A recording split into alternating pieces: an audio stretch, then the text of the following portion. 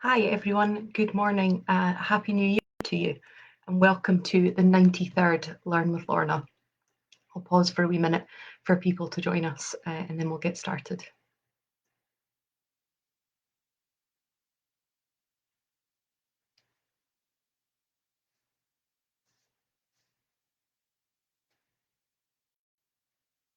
Good morning, John. Hi Jen.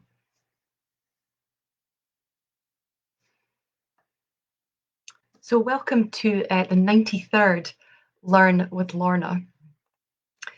And as I say, Happy New Year. Lovely to see you all and see your names and messages coming in. It's always lovely. Hi Stuart, Fiona.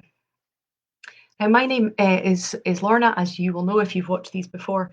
And this series is brought to you by High Life Highland. High Life Highland is a registered charity in Scotland, and there's no payment or subscription required to take part in this series of events. But if you're able to donate towards our work, then we're very grateful for that. And thank you so much to those of you who have done in the nearly 2 years that this has been running. We're very, very appreciative of it. January's theme is archiving through the ages.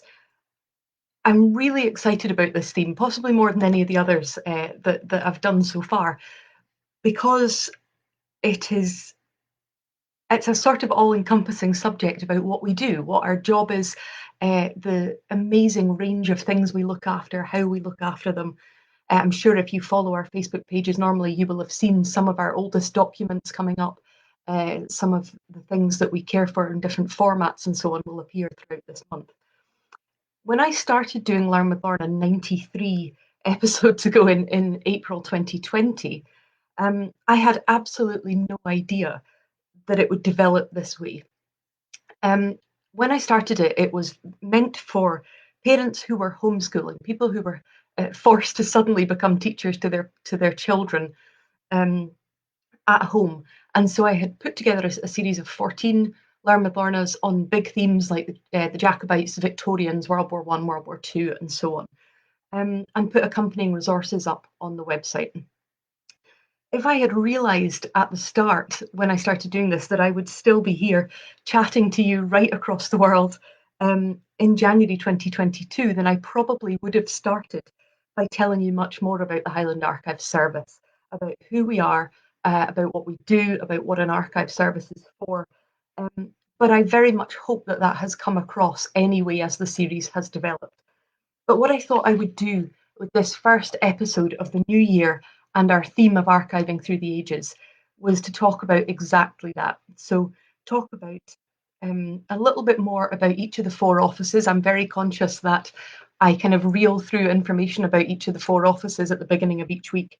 But I wanted to tell you a little bit more about them, more about what our aims and goals are as a service, and some kind of behind the scenes information about archiving as a profession and the archive service, about the structure of the service, the running of it, and how you can support us in different ways. I'm very excited about this week and next week, which is almost a part 2 of that. But I thought what I would do was start with a kind of overview of the national picture of archives in Scotland, and then move on to the local picture and the Highland Archive Service specifically. So first of all, where did we come from?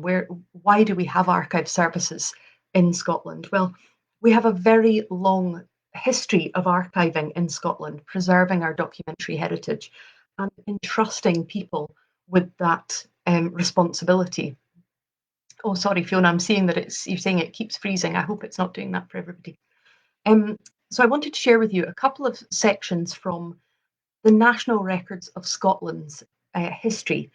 The National Records of Scotland is our national body in Scotland. So they hold the archival resources for Scotland as a nation. We have the National Archives in Kew in London, which holds the UK National Archives. And we have the National Records of Scotland, which holds the Scottish records, as I say, for Scotland as a nation. And then local authority archives as well. So I wanted to start by talking a little bit about the National Records of Scotland and giving you a bit of their history from their own website. The Chief Executive of the National Records of Scotland wears 2 hats, essentially.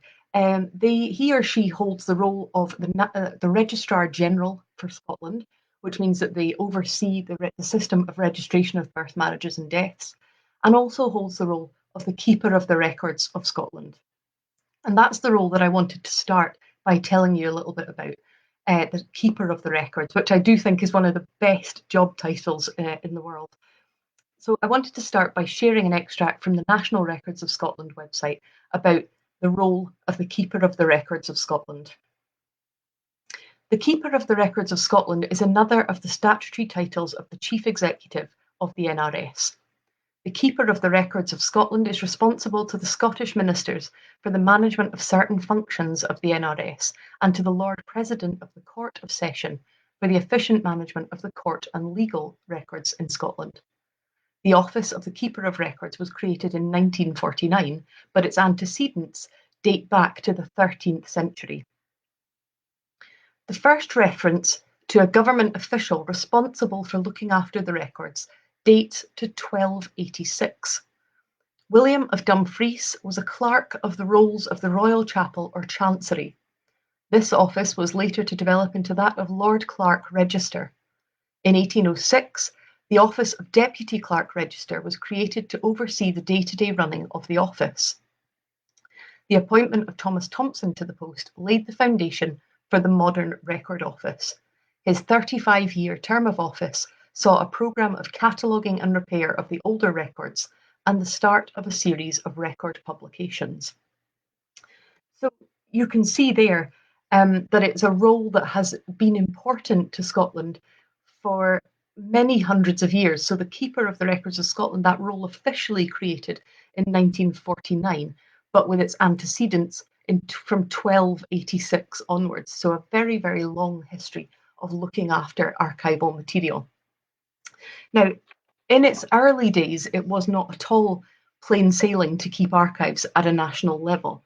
And again, I wanted to share a bit with you from the National Records of Scotland website, which tells a little bit about those early days of keeping records at a national level. Very interesting because it reflects, I'll tell you about some of the things that the service has gone through, that national service has gone through, and periods of turbulence and periods of difficulty. But all that does is reinforce the fact that we deal with every day, which is that records are always, always at risk in certain situations. So this is the early history of the National Records of Scotland. The early history of the Archives of Scotland reflects Scotland's own troubled history. Many records were lost as a result of being taken out of the country, first in the 13th century by Edward I during the Wars of Independence, and later by Oliver Cromwell in the 17th century. As a result, the oldest private record is a charter by David I to the Church of St Cuthbert in Edinburgh, 1127. The earliest surviving Exchequer roll belongs only to 1326. The records of the Great Seal survive only from 1315, and although there are a few early rolls starting in 1292, full records of Parliament do not begin until 1466. And I'm very conscious as I'm saying that there will be people watching in other parts of the world maybe whose documentary heritage won't go as far back as that in a consistent run. But I think it's interesting to note that it's very obvious that ours could have done, but certain things happened that prevented it. When war broke out between Scotland and England in 1296 and Edward I invaded, he had all the symbols of Scots nationhood, the regalia, the National Archives, and the Stone of Destiny, removed to London. The Treaty of Edinburgh-Northampton ended the First War of Independence in 1329 and provided for the return of the records to Scotland. But they remained in London. Many disappeared, and when their remnants were sent back to Scotland, only about 200 documents remained.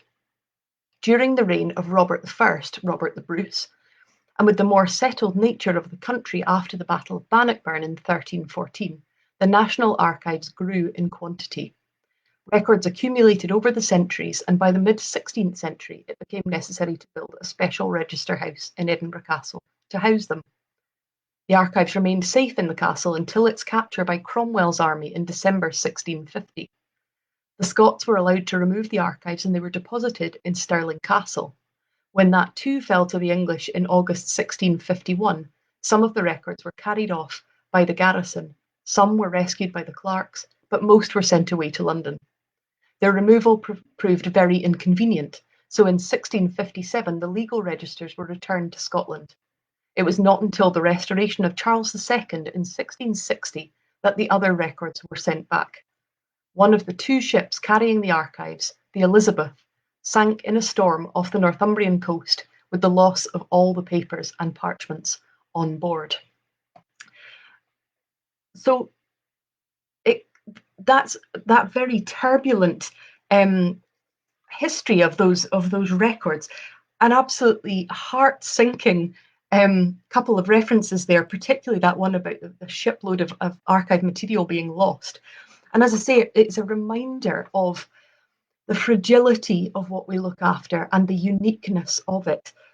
When it is gone, it's gone. And that's what's so precious and important and special about archive material. There may have been copies of some of those records copied for something and put in another location. But for many of them, they will have been the only copy. And when they're lost, they're lost. Also a reminder of the fact that archives are always at risk at times of change. So when there's a local government reorganisation, when there's a national government reorganisation, when businesses close, when people die, when boundaries change, there's all of those things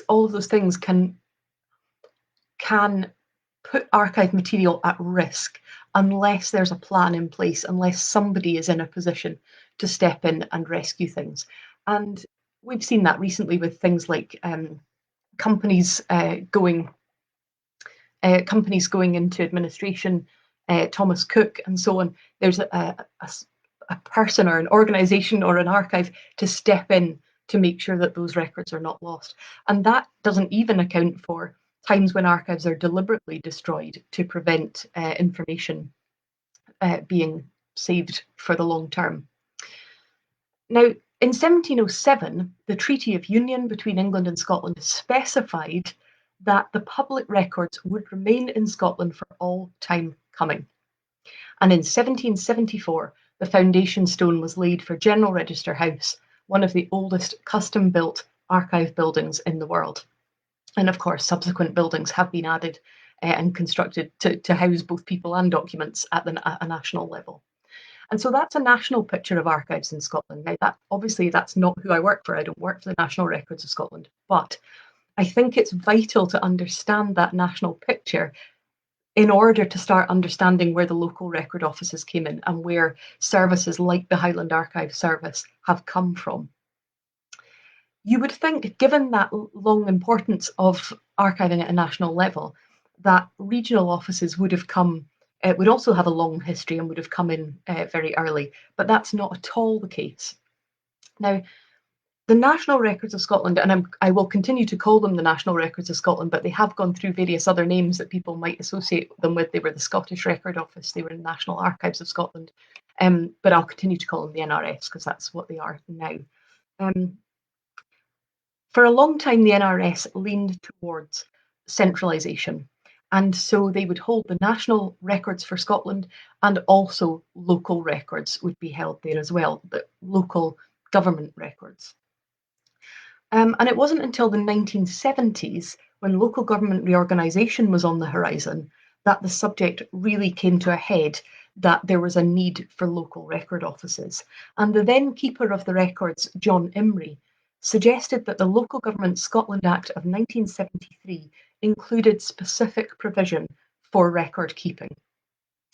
And I wanted to share with you an extract from his obituary in the Herald, which talks about what a very influential person he was in making sure that that happened. On succeeding Sir James as the Keeper of the Records in 1969, Imrie had to face another problem, that of local authority records. SRO policy, so then the Scottish Record Office, policy had favoured centralisation on the assumption that Scotland could not support local record offices. Imrie realised that this would change with local government reorganisation, but that reorganisation itself would put existing records at risk.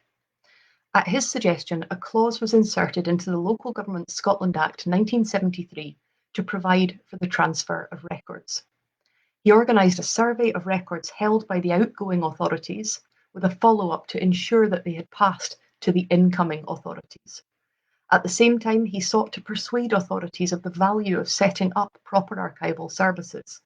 Those who did so were given assistance and advice, and where appropriate, records of local interest were transferred from the Scottish Record Office under the Keeper's Charge and Superintendence.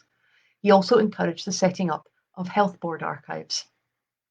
Preservation of private archives was fostered through the National Register of Archives Scotland, where he obtained special funding for regional surveys based on the universities of Aberdeen, Dundee, and Glasgow, and subsequently for the Business Archives Council of Scotland. So this period of the 1970s, a hugely influential time for the development of archive services, a move away from a national system, a centralised system, although of course that still exists for those national level records.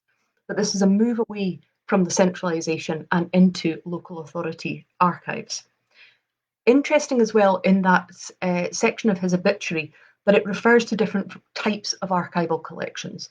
So it talks about central government records or national level records, local authority records, health board archives, and private archive collections. Now, the Highland Archive Service is a local authority archive first and foremost. We care for the historic records of the Highland Council and the predecessors of the Highland Council. We are one of those local authority ones that was mentioned, that provision was made for in that Act. But we also hold a Health Board archive. We hold the records of the Highland Health Board, NHS Highland, which you'll have heard me speak about in previous weeks. And we also hold a variety of private archives from families and individuals. So there are various ways that archives come into existence and are created, and various ways that they're stored. So that national, local authority, health boards, and then private ones. So there are still many, many private collections, of course, held in castles and estates by businesses and so on. So in the 1970s and 80s, we see a huge growth in record offices, local record offices being established in Scotland. And it wasn't until 1990 that the Highland Archive Service came into existence. The then Highland Regional Council established a record office under the first Highland Archivist, Bob Stewart. From 1992, the Highland Archive Service was located at Inverness Library. So 1992, the start really of an expanse of the public service, and so 30 years this year since that happened. We had two tables there for readers with 4 seats facing the assistant's desk, the assistant, one of the staff at that point being my colleague Fiona, who is still with the service, and I'll come back to that later on. So 2 tables with 4 seats, many of the documents stored in the same room as the readers, outstores off-site, so there were some records held in different buildings, there were some records held out within Inverness. And so people had to pre-order material that they wanted to see so that it could be brought to be ready for them when they came to see it. And although this was a huge improvement because the records for the Highlands were no longer held in Edinburgh, it still meant that we had essentially one public room for an area the size of Wales, one room in Inverness where people could access the material for the whole of the Highlands. And so it quickly became apparent that there was a need to have more sites in order to better serve the population of the Highlands. And in 1995, Caithness Archive Centre opened in Wick in the Carnegie Public Library. And all records discrete to Caithness were moved from Inverness up to Wick. And that service remained in that building for the next 22 years until Nucleus opened in 2017. And Nucleus now houses 2 sets of collections. It houses the historic records for the county of Caithness, still part of the Highland Archive Service, so it hasn't moved out with that. It's just those records have moved into a more local building. So it holds those records on behalf of HighLife Highland, the Highland Council, and the private depositors. But also it will hold and is in a process of holding the nuclear archives for Great Britain, on behalf of the Nuclear Decommissioning Authority. The 2000s then, so by this point we have Inverness Library and we've opened Caithness Archive Centre. The 2000s then was a period of growth for the service under the then Highland Archivist Susan Beckley. In 2008, Lochaber Archive Centre opened in Fort William, situated within West Highland College, which is part of the University of the Highlands and Islands. And again, the records discrete to Lochaber were extracted from the collections in Inverness and moved to Lochaber, but again, still within an overarching Highland Archive Service. And that service remained there for 10 years until 2018, when the collections were moved to the new Alexander Ross House, the old public school in Fort William, which have done a talk about in the past. In 2009, Skye and Lochalsh Archive Centre opened in Portree, in the Elgin Hostel in the Portree High School campus, and again, discrete records relating to Skye and Lochalsh were transferred. And I will come back to what I mean by discrete records in a second. And the Skye and Lochalsh Archive Centre remains in that site, although it has since been refurbished, but it remains on that site since it opened in 2009. Also in 2009, the Highland Archive and Registration Centre, where I'm based, opened to house the records of Invernessshire, Ross and Cromarty, Sutherland, Nairnshire, parts of Moray, and overarching Highland records as well. And that building was constructed to include a family history centre and a conservation studio. Now, when I'm talking there about discrete records being removed and extracted from the collections, what I mean by that is records that can be extracted as a whole relating to one area. So for instance, there are some difficulties within that sometimes, because things that there might be things sitting within a county collection that remain in Inverness because for instance, the Western Isles, Lewis and Harris and Uists and so on, were previously split between Ross and Cromarty and Invernessshire before the creation of the Western Isles Council. And so there will be records relating to those areas both in Inverness, because we hold the county level records for Invernessshire, Ross and Cromarty, but there will be records underneath that relating to areas that will be held by Western Isles Council. So there is a whole load of things going on behind the scenes in terms of allocating what goes where. And so you can see there that we have come from that one room in the early 1990s in Inverness Library, trying to serve the population of the Highlands from one room and various outstores.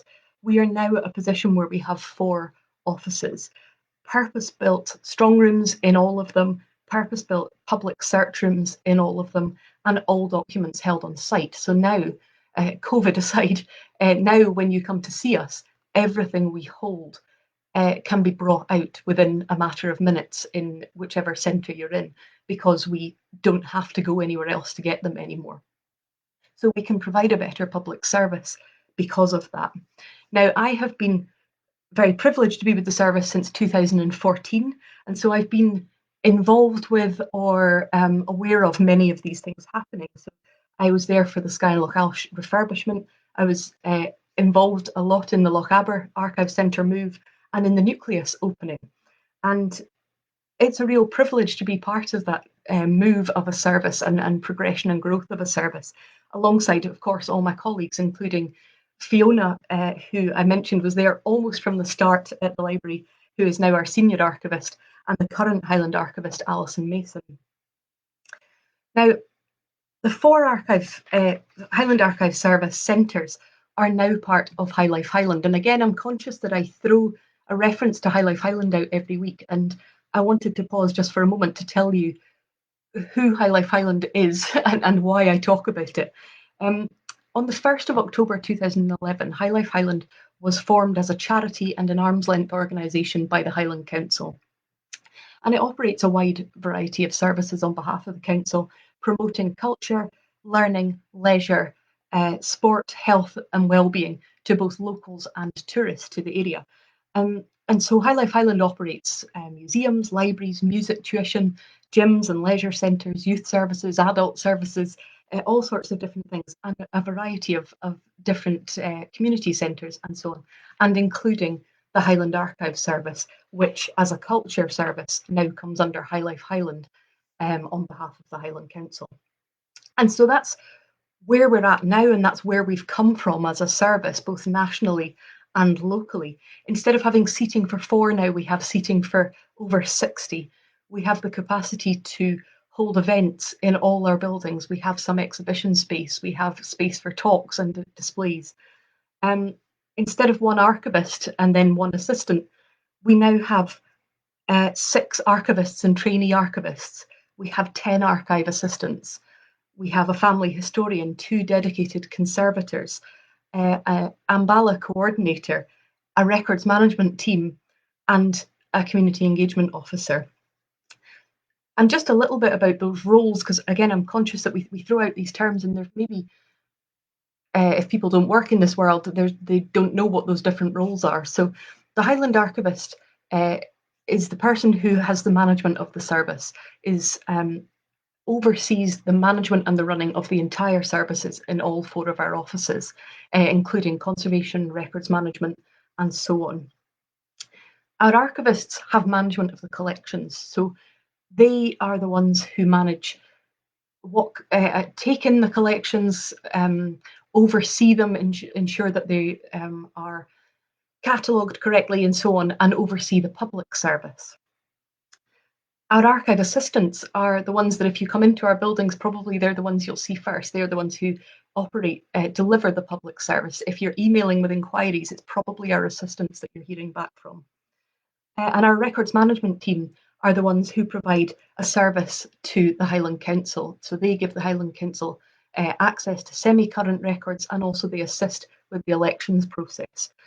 And then, of course, in my role, I now speak to you every week, which was not part of my role for many years, but I normally will be found in schools or giving talks or working with community groups, working with mental health groups, all sorts of things to show the power of the collections that we have and how they can be shared and communicated and used, and why they're still relevant and important.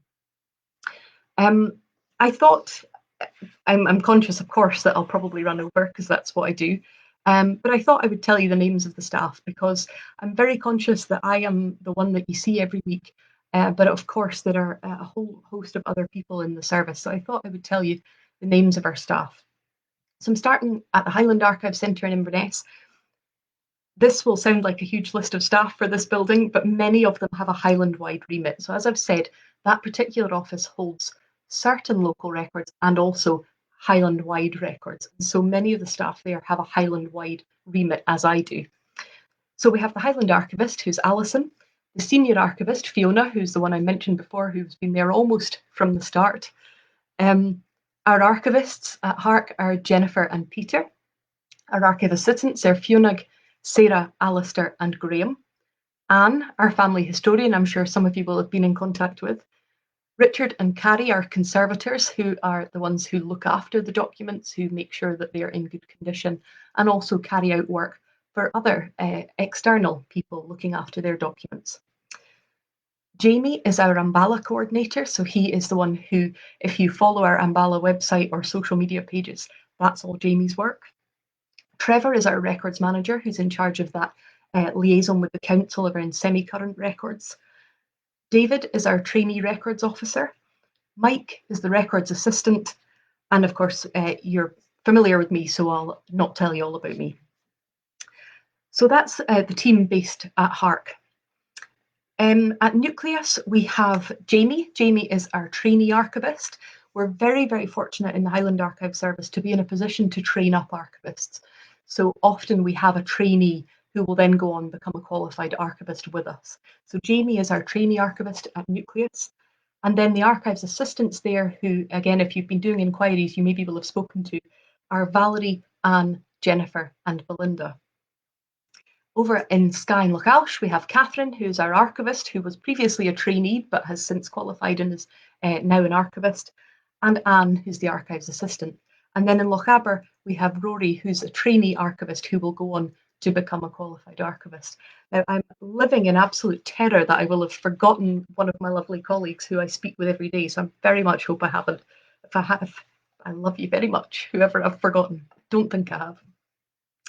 But I thought it would be nice to know a little bit more about the staff other than me, because of course I'm the one that's seen quite a lot, but there's a lot of us.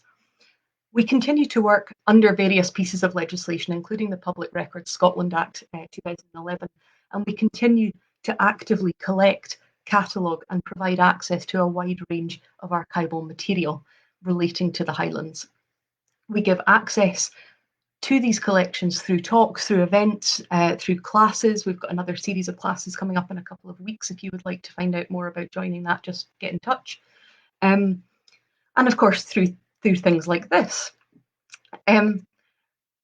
Next week, I'm going to come on, as I said, it's almost like a part two next week. I'm going to come on and look more about the collections. So now you know a little bit more about the structure of the service, where we've come from and how the Highland Archive Service has grown and developed.